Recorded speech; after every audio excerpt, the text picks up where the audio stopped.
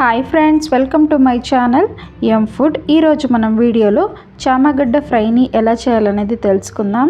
చాలా ఈజీ వేలో మనం ఈ రెసిపీని చేసుకోవచ్చండి.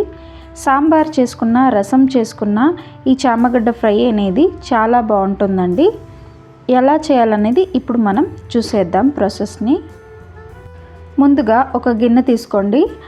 అందులోకి నేను ఒక 7 చామగడ్డలు అనేది వేసుకుంటున్నాను. వాష్ చేసుకొని ఇందులోకి నీళ్ళు అనేది పోసుకొని మూత పెట్టుకొని స్టవ్ మీద పెట్టుకోండి. ఇవి ఉడకపెట్టుకుందాం. ఇప్పుడు ఒక 15 మినిట్స్ తర్వాత ఇవి ఉడికిపోతాయండి.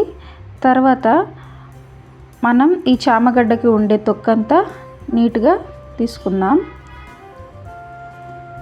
ఈ తొక్కని ఇలా తీసి పెట్టుకున్నానండి.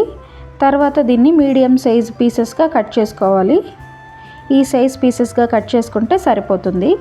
ఇప్పుడు స్టవ్ మీద ఒక గిన్నె అనేది పెట్టుకోండి. అందులో ఒక 2 టేబుల్ స్పూన్ వరకు ఆయిల్ అనేది వేసుకోండి. ఆయిల్ వేడైన తర్వాత మనం ముందుగా కట్ చేసి పెట్టుకున్న చామగడ్డలు అయితే వేసుకుందాం. ఇవన్నీ వేసుకున్నాక ఇవి కొద్దిగా కలర్ మారేంత వరకు ఆయిల్లోనే ఫ్రై చేసుకోండి. క్రిస్పీగా అవుతాయండి. ఒక 2-3 నిమిషాలు ఫ్రై చేసుకున్న ఇప్పుడు ఫ్రై అయిపోయాయండి. ఇంత వేగితే సరిపోతుంది. ఇప్పుడు వీటిని సైడ్కి పెట్టుకొని మనం ఇందులోనే ఆవాలు, జీలకర్ర, కరివేపాకు, ఎండుమిర్చి అనేది వేసుకుంటున్నాను. ఇది వేసుకున్న తర్వాత మనం ఇందులోకి కొద్దిగా పసుపు, తర్వాత కొద్దిగా ధనియాల పొడి, కొంచెం కారం కూడా వేసుకుందాం. ఇవన్నీ వేసుకున్న తర్వాత లాస్ట్లో ఉప్పు కూడా యాడ్ చేసుకొని అంతా ఒకసారి కలిసేట్టుగా కలుపుకోండి.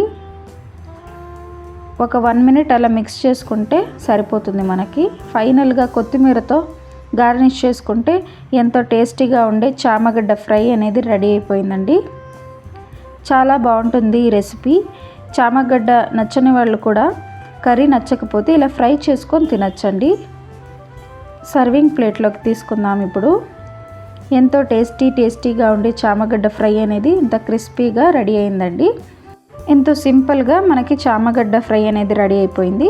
మీకు ఈ రెసిపీ నచ్చితే వీడియోని లైక్ చేయండి, షేర్ చేయండి. ఎం ఫుడ్ ఛానల్ని సబ్స్క్రైబ్ చేసుకోండి. Thank you for watching.